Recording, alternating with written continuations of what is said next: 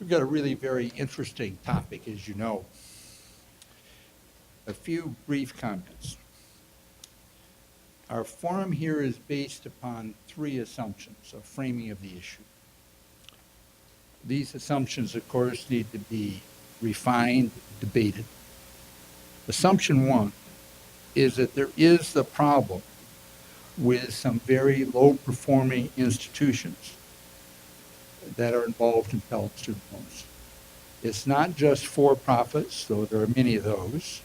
It is also some publics and some privates. Assumption two, and Sandy Baum will be discussing that problem. There'll be Q&A after her comments. That's assumption one. Assumption two is that these low-performing institutions need to be held to a higher standard for them to continue to be involved in student aid and Pell money. President Obama has suggested some ideas, quite complicated ideas actually, and here today in our panel, panelists will set forth a couple of other options. As we discuss those options, some of the secondary but important issues there'll be some comparing and contrasting. And those are, I think, secondary, but are important to explore. Assumption three is that once you conclude there's a problem, once you conclude you have to do something about the problem, then inevitably you get to a really complicated situation. And that is, how to have an apples to apples comparison. It's really not reasonable to take a highly selective institution versus an open admission school and expect the same outcomes. We've talked in terms of a student readiness index. You can describe it many different ways, but that is the topic, the complicated topic of the second panel. So we'll get at this. We've got time for lots of questions. And our first speaker is Sandy Baum, who is, I think, known to most of you. She's a prolific writer, a very smart person, who we're so pleased to have us be here with us today. Thank you. That is a great introduction to this conversation and is basically what I wanted to say. So I'm going to talk for a couple more minutes, repeating basically those comments. I think that, so my task is not to tell you what I think we should do, and I will mostly refrain from doing that with a little bit of exception, but to try to sort of step back and frame the question a little bit. I feel like we are intensely engaged in a conversation about a new rating scheme. We're sort of taking it as a given that this is going to happen and that therefore the conversation should be how can we improve the conversation. We're asking questions, we're asking what we should measure, how good are the data. I would say that's the most common criticism I hear is that we actually don't have good enough data to do that. True, but can we have one metric that would be for institutional accountability and for improving student choices? That seems a little questionable. Earnings are obviously a very complicated question. Do we really want to measure the success of students and institutions based on how much they earn afterwards? One question I actually don't hear asked often enough is the percentage of students who are Pell Grant recipients really a good measure of how institutions are doing in terms of access? And I would urge everybody to look at the arguments on the other side of that question because it's certainly not a perfect measure. How should we group institutions? How can we compare institutions that are very different, have different students, different student characteristics, different missions? How do we compare them? And then the question, a really critical question is, should the rating system, if we have one, be linked to student aid? And I almost don't want to talk about that because I feel like that's not going to happen, but I will tell you that is the one thing that I can't refrain from expressing an opinion about. But before we actually have that conversation about how we create a good rating scheme, I think it's terrifically important that we wait a minute and step back and ask why we are doing this. What are we doing? What is the problem that we're trying to solve? Because the idea of coming up with an elaborate solution when we don't even understand really what the problem is or why the problem exists just doesn't make sense. I mean, if we're worried about low completion rates, we really need to understand why we have low completion rates, not just say, let's hit institutions over the head until they produce high completion rates. We have to understand the problem. We have to think about what we've already tried. Everybody knows college is expensive. What have we tried? Do we think that if we now have a list of schools that increase their prices the most rapidly, that doesn't seem to have created a miracle? What have we tried? Let's not just try the same thing wrapped up again. And then if we do have, whatever strategies are proposed, why is it that people think they will work? So instead of just debating what's in this strategy, really let's think, did anybody sit down and think what it is that would make this strategy actually solve the problems that we're trying to address? And what other implications are there? What might the unintended consequences be? I feel like this framework, I just want to say to everybody who's thinking about this, stop a minute and think about it this way. And I don't think that's happening enough in the discussion, so I think that's one reason why we're all here today, and that's great. What's wrong? Okay, so we do have low completion rates. We're unhappy about that. When we look at the standard IPES completion rates in 150% of normal time, and we see that about 60% of first-time, full-time students at at four-year institutions complete a bachelor's degree in 6 years, and less than a third of community college students complete an associate degree in 3 years, and then everybody gets panicked. But we all know, and the conversation is just, everyone in this room has been part of the conversation about those aren't really the meaningful completion rates. So we need to look at that. If you look at data from the clearinghouse, where you can include all students and you can include students who finish at other institutions, really changes things. For four-year public institutions, 51% of students are completing at the same institution, but 63% if you allow that they completed elsewhere. And if you look at students who are always full-time, it's 82%.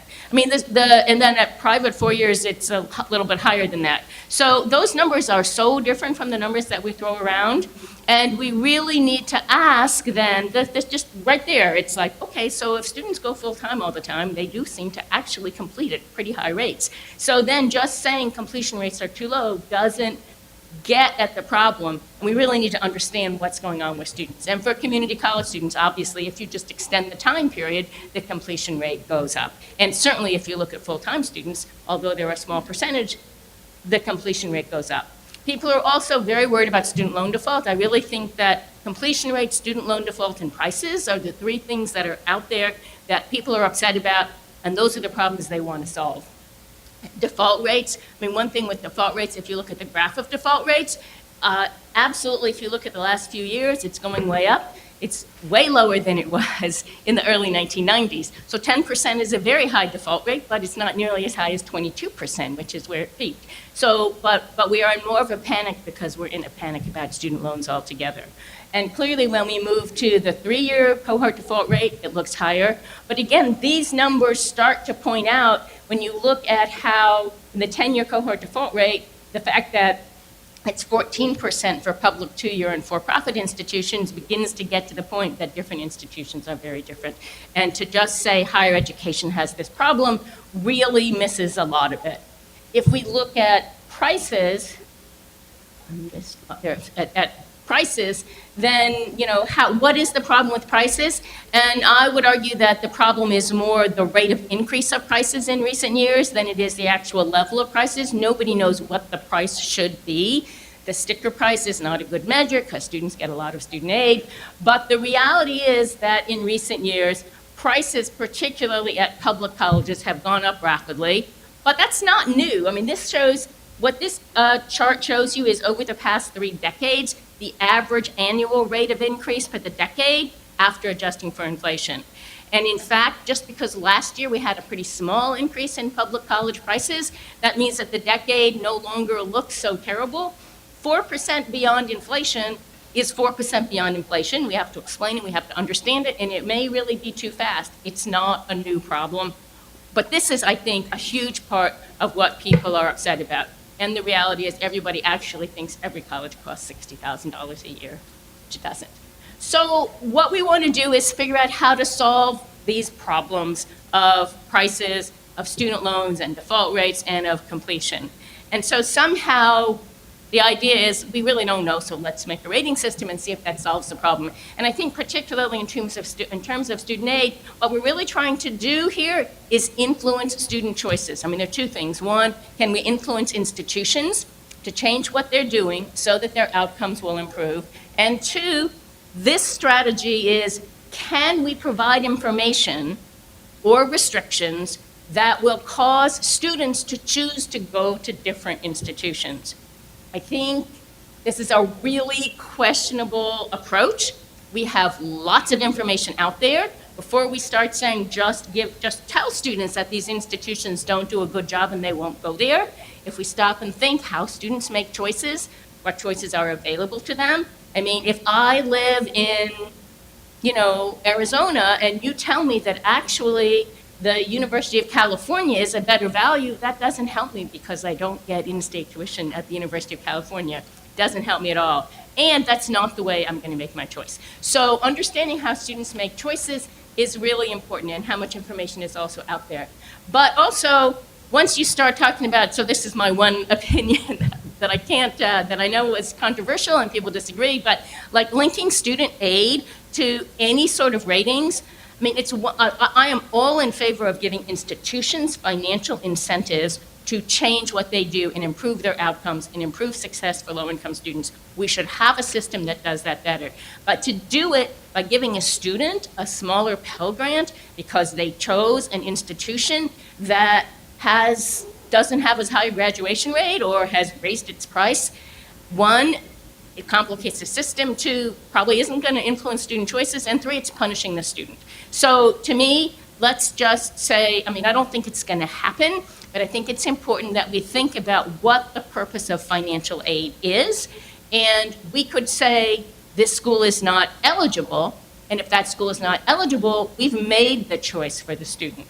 We make the choice for car buyers that they can't buy unsafe cars. We try to make that choice. We can make that choice for students that they can't go to unsafe institutions. But just to say, well, we're going to make the unsafe institution a little more expensive for you, it's another question. So I think we just really have to step back and ask again the question about how these proposed strategies are addressing the problem. So again, how are the students going to respond? How are the institutions going to respond? And I think we've actually already seen some evidence. If you look at the changes in the for-profit sector, since the discussions about gainful employment, I mean, it's not that all the problems have been solved, but you saw institutions saying, okay, we're going to say you have to be here for a few weeks and make sure this is going to work out before we allow you to stay. We're actually going to turn some students away because they were afraid of the implications. But there are also problems, of course, with that turning students away. We have to think about, should some students be turned away? And I think most of us think some students should be turned away. Nobody was happy about going to homeless shelters and searching for people to sign on the dotted line. But we don't want all of the at-risk students to be turned away. And so there are lots of challenges to us, I think, in terms of how to figure out how to get institutions and students to respond. And fundamentally, we have to ask whether what we're really doing is, we know that there are some institutions out there that are not serving students well. We know that's the case. We can't figure out politically how to address that, and so we're sort of trying to work around it, and we're trying to say, we're going to have an elaborate system. All institutions are going to have to jump through lots of hoops. We're going to hope that the market works and students make good decisions, but we have to answer those big questions, and I think even people who have different policy suggestions could get together and have the conversation about the problems and the potential solutions and the potential unintended consequences. And I think that's some of what's going to happen today, and that makes me really happy. I think that one of the really challenging questions that we have difficulty talking about is what outcomes we can expect. And what outcomes particularly do we expect for underprepared and at-risk students. So just to say we want as many people as possible to go to post-secondary institutions, but we want 90% of students to graduate or something like that, successfully with a degree. And we don't want institutions to spend very much money helping them to do that. That's actually not so realistic. We need to think carefully about what it is that we need to do to solve this problem and solve the problems for all students. Thank you. So I guess we have time for a few questions. Anybody has any questions? That's dependable, right?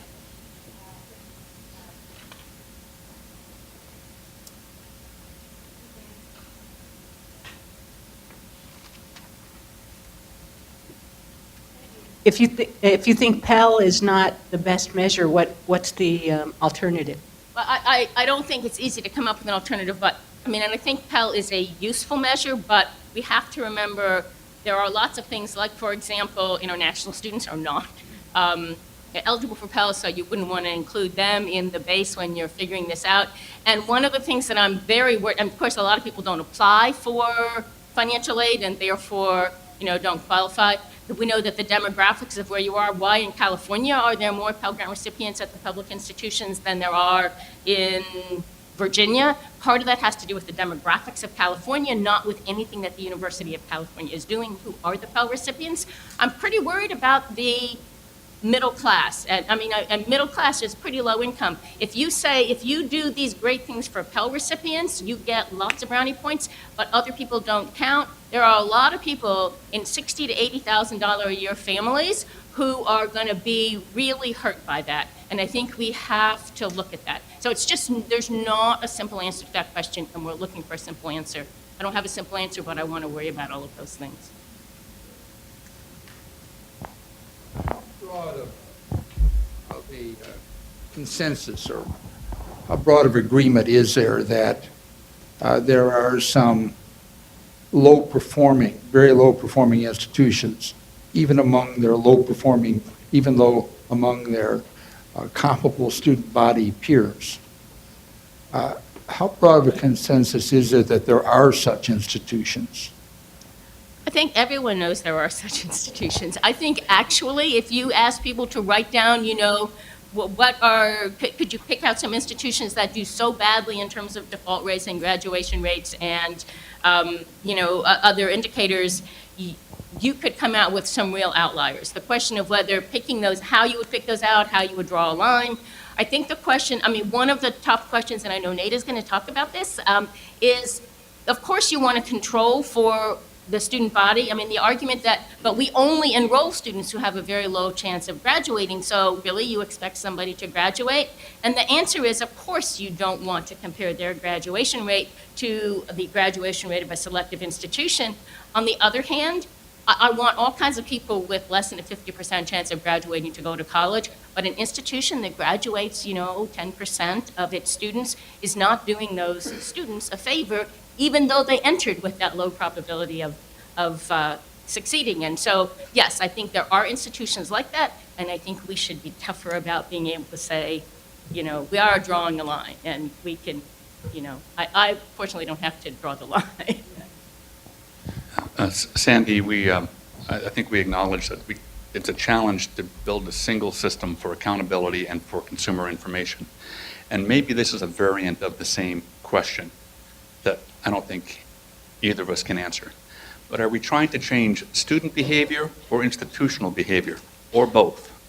I think we're clearly trying to change. What we're trying to do, whoever we are, I'm not we, but whoever we are, we're trying to do both. We don't know what to do. We want to do anything we can. We're trying to change both. But we're not really stopping to say what is causing this. It's very easy to say institutions are not aiding low-income students enough because they don't care and they're just trying to move up in the rankings or something. But if you sit down and look at what's going on at institutions, there are some institutions for whom that's the case, but there are many for whom the financial realities are such that they actually have a lot of low-income students, and the only way they can function is to manipulate their aid in a different way, and they don't have the money to do this. And so just saying, please be good, isn't going to solve the problem. I think we're trying to do both, and I don't think we're doing a good job of actually sorting out what we're trying to do. And that's one of the basic questions I would like, is like, if we're going to come up with policy solutions, let's ask, what is the problem that they're trying to solve, and how are they going about it? Are they trying to influence student choices? Are they trying to influence institutional behavior now? You briefly mentioned the problem with data and the lack of it, and this gets thrown around a lot, and the administration generally says, well, you know, we have Yeah. different databases.